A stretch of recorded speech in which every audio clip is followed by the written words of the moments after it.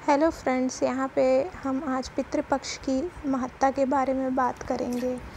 जो श्रद्धा से किया गया हो वही श्राद्ध कहलाता है। माता पिता को और हमारे पूर्वजों को याद करने का यह बहुत सुनहरा अवसर रहता है। हिंदू धर्म के अनुसार 16 दिनों तक यह कार्यक्रम चलता है, जिसमें हर दिन की कुछ अलग अलग महत्ता होती है। जैसे कि 5वें दिन घर के पुरुषों को याद किया जाता है, 9वें दिन घर की महिलाओं के लिए होता है और 16वें दिन जो हमारे पूर्वजों में जो हर तरह के पूर्वजों हर पीढ़ी से जो पूर्वज होते हैं उनके लिए होता है। यहाँ पे हम देखेंगे कि तर्पण किस तरह के किया जाता है। तर्पण का मतलब होता है तृप्ति। किस तरह से हम अपने पूर्वजों को तृप्ति प्रदान कर सकते हैं।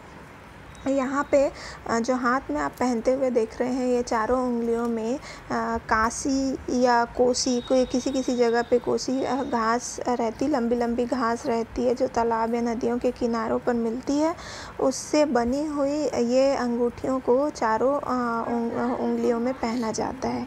इसी तरह आप देखेंगे तर्पण के लिए इस काली जो तिल है, काली उड़द है और जौ लेकर जो कांसे या तांबे या जो बर्तन होता है वह कांसे का, तांबे का, चांदी का इस तरीके से होता है। और ये जो घास आप देख रहे हैं वो घास को पूर्वज के रूप में रखा गया है। पानी में डुबाकर उसे वस्त्र पहनाया गया है और इस तरीके से 4 उंगलियों को अंदर करके अंगूठा बाहर रख के हाथ में इस तरह तिल, जौ और उड़द, ये काली तिल, काली उड़द और जौ को बहुत शुभ माना जाता है और कहा जाता है ये बहुत प्रिय होते हैं पितरों को, तो उन्हें ये अर्पण किया जाता है।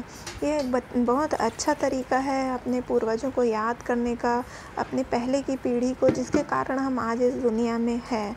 और कहा जाता है कि यह जो हमारे हिंदू धर्म में कहा गया है कि हमेशा शरीर मृत हो सकता है लेकिन आत्मा हमारे आसपास ही रहती है, वो कभी मृत नहीं होती। तो इसी तरह माना जाता है कि पितर जो हैं वो यहाँ पे देखिए चंदन का टीका लगाया जा रहा है।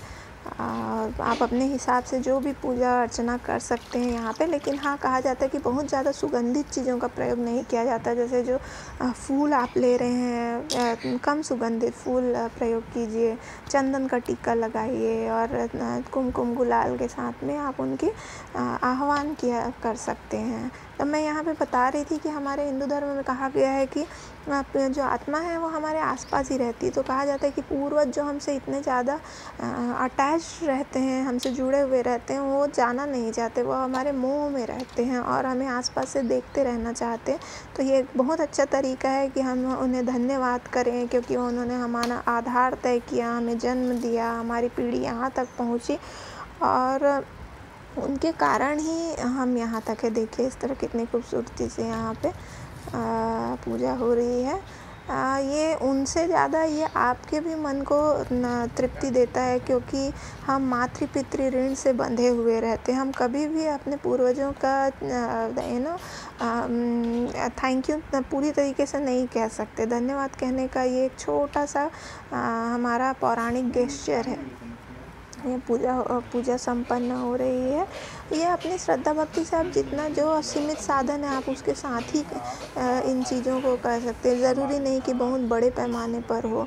आप चाहिए तो आप अपने आस पड़ोस रिश्तेदारों के साथ में ये कर सकें। यहाँ छत्तीसगढ़ में जब भी आप यहाँ पे चीज़ें पूजा होती है 16 दिन तक हर किसी के घर में यह माहौल चलता रहता है और ये बहुत ही पवित्र माहौल चलता है। हर कोई इस पूरे माहौल में रहता है कि अब पितर आ गया, पितृपक्ष आ गया, इस टाइम पे ज़्यादा नए चीज़ों का नई खरीदारी नहीं की जाती।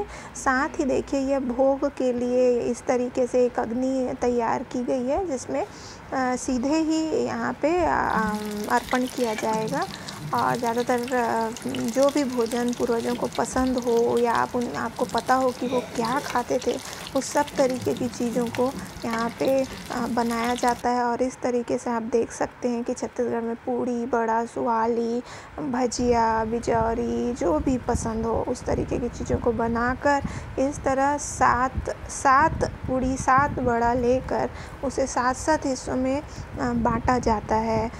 कहा जाता है कि जो पूर्वज है वो किसी भी रूप में आ सकते हैं, वो आत्मा किसी भी रूप में आ सकती है। तो आप ये देख रहे हैं, पहला हिस्सा अग्नि को अर्पण किया जाता है, क्योंकि माना जाता है कि अग्नि सीधे ही भगवान को या आत्मा को लगती है। मतलब आपने जो चढ़ाया वो सीधे ही वहाँ तक पहुँच जाता है। तो ये पहला हिस्सा अग्नि को अर्पित होता है। आप जो चाहें, जिस तरीके की चीज़ें आप खिलाना चाहते हैं, जो आपको पसंद है वो आप यहाँ पे दे सकते हैं। इसी तरह दूसरा हिस्सा कहा जाता है ब्राह्मण को, गायों को, कुत्तों को या पक्षियों को आप दे सकते हैं, क्योंकि आपको नहीं पता वो किस रूप में आपके पास आते हैं। कहा जाता है कि अगर आप कौवा को सबसे ज़्यादा उसमें पितृपक्ष में महत्व दिया जाता है। ये देखिए, होम से जो यहाँ पे धुआं निकल रहा है, ये पूरे घर में फैलता है और इतना अच्छा माहौल बनता है, पूरे घर का शुद्धिकरण होता है। और पूरे घर में एक अलग ही तरह का माहौल बनता है। आप इस पक्ष को जितना खूबसूरती से बना सकें, उस पक्ष को खूबसूरती से बनाना चाहिए। देखिए, इस तरीके से हम अपने चौक पूरा जाता है। चावल के आटे से अलग अलग तरीके की रेसिपीज़ बनाई जाती है।